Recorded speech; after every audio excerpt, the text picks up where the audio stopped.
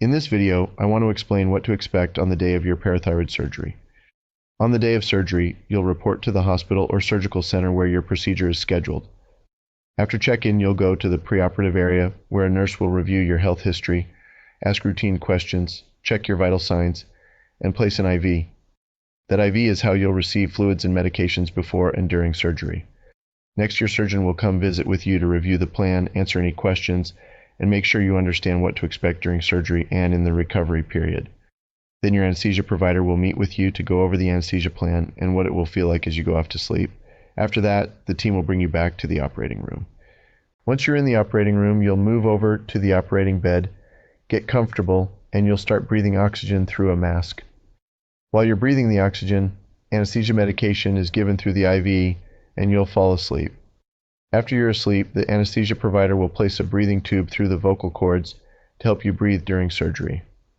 Often this is a nerve monitoring tube, which helps your surgeon monitor the nerve that controls the vocal cord, the recurrent laryngeal nerve, during the operation. Once you're asleep and your airway is secured, your neck is cleaned with a surgical solution and draped with sterile towels and drapes.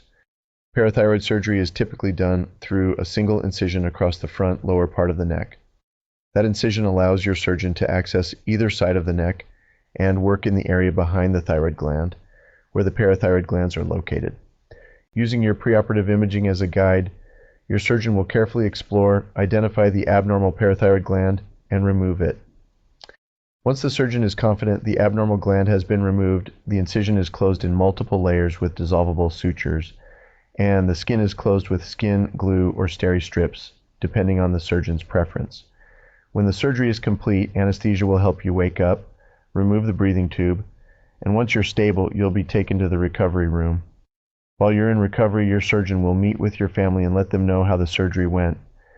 They'll give instructions and answer questions about what to expect with recovery. While you are in the recovery room, the nurses will monitor you as the anesthesia wears off, make sure your breathing and vital signs are stable, and help manage any pain or nausea. Once you're doing well, you'll be able to see your family. The nursing staff will then give further post-operative instructions, including how to care for the incision, activity restrictions, and which medications to use. Then you'll be able to go home. For pain, an ice pack over the incision for the first 48 hours can be very helpful. From a medication standpoint, most people do well with over-the-counter medications such as Tylenol and ibuprofen, if those are safe for you. Occasionally, your surgeon may prescribe a few stronger pain pills if needed, but many patients never use them. And that's what to expect on the day of parathyroid surgery. Now you knows. Thanks for watching.